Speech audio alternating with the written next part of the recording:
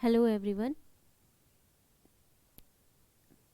आज की वीडियो देखते हैं महत्वपूर्ण प्रश्नों के साथ टॉप एमसीक्यू साइंस के। आप कोई भी एग्ज़ाम देने जा रहे हैं, इन प्रश्नों को ढंग से आप करेंगे, अच्छे से करेंगे तो निश्चित तौर पर आपको एग्ज़ाम में क्वेश्चन मिलेंगे ही मिलेंगे, क्योंकि ये बेहद महत्वपूर्ण प्रश्न हैं जो लगातार पिछले एग्ज़ाम्स में आए हुए हैं। तो आज का हमारा चैप्टर है स्थूल पदार्थों के गुण, पदार्थ के गुण, फिजिक्स से संबंधित है ये चैप्टर। तो देखते हैं पहला प्रश्न, वर्षा की बूंद की गोलाकार आकृति का कारण है। क्या कारण है? द्रव का घनत्व, पृष्ठ तनाव, वायुमंडलीय दाब और गुरुत्व। तो यहाँ पर आपका आंसर होगा वर्षा की बूंद की गोलाकार आकृति का कारण पृष्ठ तनाव होता है। ध्यान रखिए, यहाँ पर हम आपको केवल और केवल प्रश्न और आंसर ही करवाते हैं। यहाँ पर हम आपको प्रश्नों की एक्सप्लेनेशन बहुत कम देते हैं। उसका कारण है, जल्दी जल्दी से आप प्रश्न देखिए और उसका उत्तर देखिए। बाकी एक्सप्लेनेशन के लिए हम अलग से वीडियो लेके आएंगे, उसमें पूरी एक्सप्लेनेशन के साथ आपको टॉपिक क्लियर किया जाएगा। तो यहाँ पर आपका आंसर हो जाएगा पृष्ठ तनाव। नेक्स्ट देखते हैं अगला प्रश्न, पानी की बूंद गोलाकार होती है, इसका कारण है। पानी की बूंद गोल होती है, गोल क्यों होती है, गोल होने का कारण क्या है? तो प्रश्न लगभग समान है, पहला और दूसरा प्रश्न लगभग समान है। वहाँ पर वर्षा की बूंद पूछा गया था, यहाँ पर पानी की बूंद पूछा गया है, जिसका आंसर पृष्ठ तनाव ही होगा। ठीक है, आंसर आपका होगा पृष्ठ तनाव।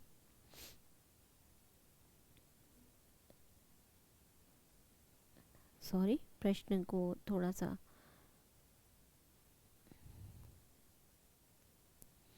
चलिए नेक्स्ट प्रश्न की ओर बढ़ते हैं।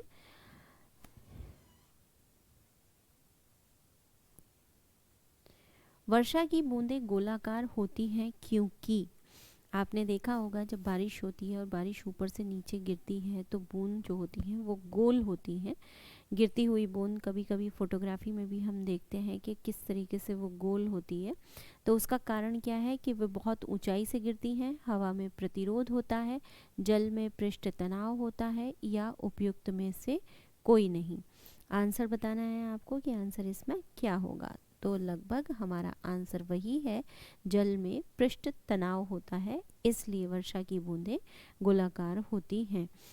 नेक्स्ट, द्रव बूंद की संकुचित होके, द्रव जो है वो संकुचित होके न्यूनतम क्षेत्र घेरने की प्रवृत्ति का कारण क्या होता है? देखिए, लगभग जो है प्रश्न जो है हमारा वही चल रहा है, क्योंकि ये पदार्थों के गुण से प्रश्न है और आए हुए प्रश्न हैं, तो हम आपको ये दिखाने की कोशिश करते हैं कि किस किस तरीके से प्रश्नों को पूछा गया है। तरह तरह के एग्ज़ाम में, जैसे छत्तीसगढ़ में, उत्तराखंड में, या बीपीएससी में या यूपीएससी में इस तरीके के प्रश्नों को पूछा गया है। तो भाषा सबकी अलग है, आपका टॉपिक एक ही है, इसलिए लगभग हर जो प्रश्न आंसर आ रहा है वो आपका एक ही आ रहा है, पृष्ठ तनाव।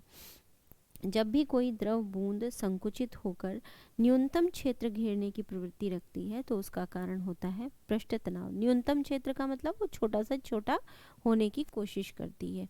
नेक्स्ट क्वेश्चन है, नैनो द्रव्यों का सर्वाधिक महत्वपूर्ण गुण होता है। नैनो द्रव्य का सर्वाधिक महत्वपूर्ण गुण जो होता है वो होता है घर्षण। तो आंसर आपका क्या होगा? घर्षण। ठीक, अगले प्रश्न की ओर बढ़ते हैं। तेल जल के तल पर फैल जाता है क्योंकि, आपने देखा होगा जब कभी भी पानी के ऊपर तेल आप डालेंगे, तस्वीर में भी आपको दिखाई दे रहा है, तो तेल पानी के ऊपर फैल जाता है। उसका कारण क्या है? तेल पानी के जल के तल पर फैल जाता है, उसका कारण है तेल का जल तनाव जो है वो पानी से कम होता है, इसलिए। ठीक, तेल पानी के ऊपर फैल जाता है। अगले प्रश्न की ओर बढ़िए। मिट्टी का तेल पानी के ऊपर इसलिए तैरता है क्योंकि, मिट्टी का तेल पानी के ऊपर इसलिए तैरता है क्योंकि उसका घनत्व पानी के घनत्व से कम होता है। कुछ बच्चों को हो सकता है कि घनत्व क्लियर ना हो कि घनत्व क्या है, तो वो हम आपको एक्सप्लेन करेंगे अलग से। यहाँ पर प्रश्न देखिए और प्रश्न देखने के बाद उसका उत्तर देखिए कि मिट्टी का तेल पानी के ऊपर क्यों तैरता है। तो इसलिए तैरता है क्योंकि उसका घनत्व पानी के घनत्व से कम होता है। तो साबुन के बुलबुले के अंदर का दाब, अगले प्रश्न को देख रहे हैं हम। साबुन का जो बुलबुला है उसके अंदर का दाब पूछा गया है कि उसके अंदर का दाब वायुमंडलीय दाब से अधिक होगा, वायुमंडलीय दाब से कम होगा, वायुमंडलीय दाब के बराबर होगा या वायुमंडलीय दाब का आधा होगा। तो आंसर है साबुन के बुलबुले के अंदर का दाब वायुमंडल के दाब से अधिक होता है। नेक्स्ट प्रश्न की ओर बढ़ते हैं। यदि साबुन के दो भिन्न भिन्न व्यास के बुलबुलों को एक नली द्वारा एक दूसरे के संपर्क में लाया जाए तो क्या घटित होगा। साबुन के दो भिन्न भिन्न व्यास के बुलबुलों को एक नली के द्वारा एक दूसरे के संपर्क में लाया जाए तो क्या घटित होगा, पूछा गया है। साबुन के बुलबुले आपने देखे होंगे, भिन्न भिन्न व्यास के बुलबुले हैं, यहाँ पर ध्यान देना है। तो छोटा बुलबुला जो होगा वो और छोटा और बड़ा बुलबुला और बड़ा हो जाएगा। ठीक है, यहाँ पर आंसर होगा ये। यहाँ पर प्रश्न को अच्छे से समझ लेंगे। दो साबुन के बुलबुले हैं, अलग अलग व्यास के हैं, उनको एक नली के द्वारा एक दूसरे के संपर्क में लाया जा रहा है। तो पूछा जा रहा है क्या होगा, बुलबुलों का आकार वही रहेगा, छोटा या बड़ा होगा, या समान आकार प्राप्त करने के लिए छोटा बुलबुला बड़े बुलबुले से छोटा हो जाएगा, या दोनों बुलबुले संपर्क में आते ही फट जाएंगे। तो ऑप्शंस को देखते हुए भी आंसर आपका बी ही लग रहा है, क्योंकि सारे ऑप्शन थोड़े से अटपटे टाइप के हैं। इस तरह से भी हम क्वेश्चन का आंसर चूज कर सकते हैं अगर थोड़ी सी भी हम समझ रखते हैं तो। छोटा बुलबुला और छोटा और बड़ा बुलबुला और बड़ा हो जाएगा, आंसर होगा बी इसका। नेक्स्ट आते हैं अगले प्रश्न की ओर। निम्नलिखित में से किसी एक के लिए केशिकत्व एकमात्र कारण नहीं है। केशिकत्व मतलब कैपिलरी फोर्स। ठीक, तो स्याही का सोखना, भूमिगत जल का ऊपर चढ़ना, सूती कपड़े पर जल की बूंद का फैलना, पौधे की जड़ों से जल का इसके पर्ण समूह की ओर बढ़ना। तो जैसा कि मैंने अभी कहा था कि ऑप्शन को देख के भी आप आंसर चूज कर सकते हैं। यहाँ पर भी अगर आप चार ऑप्शंस को ध्यान से देखते हैं तो आंसर को बहुत आराम से चूज कर सकते हैं।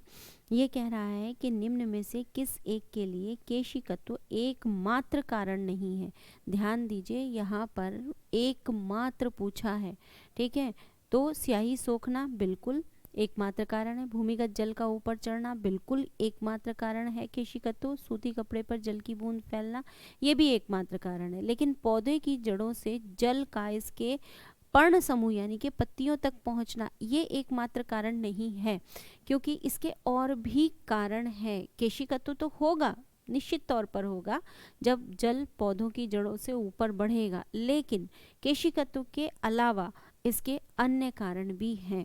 ठीक है, तो यही डी आंसर होगा। नेक्स्ट प्रश्न की ओर बढ़ते हैं। अगला प्रश्न हमारा है बत्ती वाले स्टोव में केरोसिन के बत्ती में ऊपर चढ़ने का कारण क्या है। ठीक है, बत्ती वाले स्टोव में केरोसिन के बत्ती में ऊपर चढ़ने का कारण क्या है। तो आपने सबने देखा होगा, केरोसिन बत्ती वाला स्टोव देखा होगा, धीरे धीरे तेल ऊपर चढ़ता रहता है। परासरण, विसरण, पृष्ठ तनाव या जीव द्रव्य संकुचन। तो यहाँ पर भी आपका आंसर हो जाएगा पृष्ठ तनाव। ठीक है, पृष्ठ तनाव के कारण वैसे तो बत्ती देखिए यहाँ पर सिंपल सा है। आप कहेंगे कि मैम बत्ती जो होती है उसमें जब तेल ऊपर चढ़ता है, बत्ती में जब तेल ऊपर चढ़ता है तो ये तो केशिकत्व होना चाहिए, लेकिन क्योंकि यहाँ पर ऑप्शन नहीं दिया गया है तो इसलिए हम ये जानने की कोशिश करेंगे कि केशिकत्व के कारण भी वो जो कारण है केशिकत्व का वो किस लिए है। तो पृष्ठ तनाव के कारण केशिकाकर्षण हो रहा है, जिसके फलस्वरूप द्रव जो है वो पतली से पतली नली से भी ऊपर चढ़ जाता है। ठीक है, चलिए आगे बढ़ते हैं। एक केश नली में जल की अपेक्षा एक तरल अधिक ऊंचाई तक चढ़ता है, तो इसका कारण क्या है। केश नली में जल की अपेक्षा जो दूसरा तरल है वो ज़्यादा ऊपर चढ़ जाता है, बात ये की जा रही है। तो इसका कारण क्या होगा। तरल जल की अपेक्षा अधिक श्यान है, या तरल का ताप जल की अपेक्षा अधिक है, या तरल का पृष्ठ तनाव जल की अपेक्षा कम है, या तरल का पृष्ठ तनाव जल की अपेक्षा ज़्यादा है। तो यहाँ पर आंसर यही होगा, जो तरल है जो ऊपर तक चढ़ रहा है उसका पृष्ठ तनाव जल की अपेक्षा ज़्यादा है, इसलिए वो ऊपर चढ़ता चला जा रहा है। जब झील की तली से उठकर वायु बुलबुला ऊपरी सतह तक आएगा तो उसका आकार क्या होगा, है ना। पूछा गया है जब झील की तली से उठकर वायु का बुलबुला ऊपर आता है तो कैसा होगा, वो बढ़ जाएगा, घट जाएगा, यथावत रहेगा या तश्तरी नुमा हो जाएगा। तो यहाँ पर आपका आंसर होगा कि वो बढ़ जाएगा। ठीक, प्रश्न को ध्यान से समझते रहिए और उसके उत्तर को देखते रहिए। हम आपको सिर्फ एक छोटी सी प्रैक्टिस 5 से 10-15 मिनट के अंदर आपको फटाफट क्वेश्चन देखने और उनका आंसर देखना है। एक आपकी आदत हो जानी चाहिए कि आप क्वेश्चन और आंसर देखते चले जाएं। आप हमारे साथ जुड़े रहिए लगातार, हम आपके साथ बहुत सारा काम करने वाले हैं, बहुत सारी और वीडियोज़ आने वाली हैं। जैसी आप चाहेंगे आप हमें कमेंट बॉक्स में कमेंट करके ये बताते रहिए कि आपको किस तरीके से वीडियो चाहिए, आपकी क्या प्रॉब्लम है, कौन सा सब्जेक्ट आपको प्रॉब्लम कर रहा है। सारी की सारी प्रॉब्लम आपकी सॉल्व होंगी।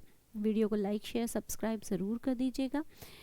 नेक्स्ट प्रश्न को देखते हैं। हवाई जहाज़ से यात्रा करते समय पेन से स्याही निकलने लगती है। तो जब हवाई जहाज़ से यात्रा करते हैं, अगर जो पेन है वो आपके जेब में लगा हुआ है तो पूरी की पूरी जो जेब होती है वो आपकी स्याही निकल सकती है, उस पर शर्ट पर लग सकती है। तो इसका कारण क्या है, जब हम बहुत ज़्यादा ऊंचाई पर पहुंचते हैं तो सबको पता है कि जो दाब है वो क्रमशः धीरे धीरे क्या हो जाता है, अधिक ऊंचाई पर पहुंचने पर दाब कम हो जाता है ना। तो यहाँ पर अब बात करें तो ऑप्शन जो दिए गए हैं वो वायु दाब की कमी के कारण, वायु दाब में वृद्धि के कारण, स्याही के आयतन में वृद्धि के कारण या अत्यधिक भार के कारण। तो क्योंकि वायुमंडलीय दाब जो है वो कम हो जाता है और पेन के अंदर जो स्याही का दाब है वो गड़बड़ हो जाता है, दोनों का संतुलन बिगड़ जाता है, तो इसलिए पेन के अंदर स्याही का दाब अधिक होने की वजह से वो बाहर निकल आती है। ठीक, समझ में आ रहा है कि जब हवाई जहाज ऊपर जाता है तो क्योंकि वायुमंडलीय दाब कम होता है इसलिए पेन से स्याही निकल जाती है। ऑटोमोबाइल के हाइड्रोलिक ब्रेक के कार्य करने का सिद्धांत है। ठीक, बात पूछी जा रही है, जो ऑटोमोबाइल्स होते हैं उसमें ब्रेक होते हैं, हाइड्रोलिक ब्रेक, उनके कार्य करने का सिद्धांत क्या है। तो आर्किमिडीज का सिद्धांत है, न्यूटन की गति का नियम है, बर्नौली का सिद्धांत है या पास्कल का नियम है। तो ये होगा पास्कल का नियम। अगले प्रश्न की ओर बढ़ते हैं। बैरोमीटर पठन में अचानक गिरावट हो जाने से निम्नलिखित में कौन सी एक मौसम दशा इंगित होती है। तो यहाँ पर सीधा सा आंसर होगा, भाई आपको बताया भी था मैंने, बैरोमीटर में अगर अचानक से रीडिंग गिरती है तो इसका मतलब क्या होगा, मौसम तूफानी होगा। मौसम यहाँ पे क्या होगा, तूफानी। ऑप्शन मैंने इसलिए नहीं पढ़े क्योंकि पहले आपको ये क्वेश्चन करवा चुकी हूँ। अगले प्रश्न की ओर बढ़ते हैं। निम्न में से कौन सा पेट्रोलियम परिष्करण का उपोत्पाद है। निम्न में से कौन सा पेट्रोलियम परिष्करण का उपोत्पाद है। ठीक है, आप उपोत्पाद का मतलब यहाँ पर बाई प्रोडक्ट पूछा जा रहा है, कौन सा है, पेट्रोल है, चारकोल है, कोयला है या एस्फाल्ट है। तो यहाँ पर आप बताएंगे आंसर कौन सा उपोत्पाद है पेट्रोलियम का। ठीक है, तो आपका यहाँ पर आंसर होगा डी, एस्फाल्ट। ठीक, डी होगा। चलिए आगे बढ़ते हैं। शीतकाल में जब झील की ऊपरी सतह का पानी बर्फ में बदल जाता है फिर भी जलीय जंतु जीवित रहते हैं, क्योंकि अभी ठंडियां हैं, आपने देखा होगा बहुत से लोग, बड़ी बड़ी झीलें हैं जो जम चुकी हैं और उन पर स्केटिंग करते हुए, साइकिलिंग करते हुए, चलते हुए आप बहुत सारी तस्वीरें देख रहे होंगे। झील की ऊपरी सतह जम चुकी है लेकिन झील की आंतरिक सतह जो है वो जमी नहीं होती। अगर वो भी जम जाएगी तो मछलियाँ क्या होंगी, मर जाएंगी। तो मछलियाँ क्यों नहीं मरती हैं, इसका कारण क्या है। इसका सिंपल सा कारण है कि जो झील के अंदर का पानी है वो जमता नहीं है।